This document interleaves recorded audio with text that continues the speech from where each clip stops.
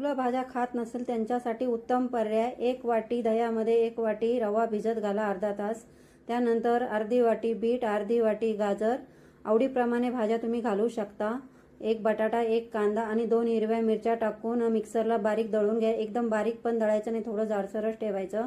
आणि त्यानंतर ते रव्यामध्ये टाकून घ्यायचं. 1 मोठा चमचा बेसन पीठ, चवीनुसार मीठ आणि पाणी टाकून बॅटर चांगलं डोशाचं बॅटर तयार करा. आणि 1 चमचा इनो टाकून डोसे असे लावून घ्या.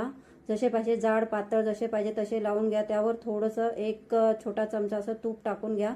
1 मिनिटभर झाकण ठेवा. झाकण काढून त्यावर आपल्याला पुन्हा 1 चमचा शेजवान चटणी आणि 1 चमचा सॉस लावून परत सॉस पूर्ण डोशाला लावून घ्यायचा आहे. आणि पुन्हा 1 मिनिटभर झाकण ठेवून घ्यायचं. आणि असं फोल्ड करून मुलांना तुम्ही डब्यात किंवा असं घरी खायला झटपट बनवू शकता. खूप उत्तम पर्याय आहे, असा नक्की करून बघा. थँक्यू.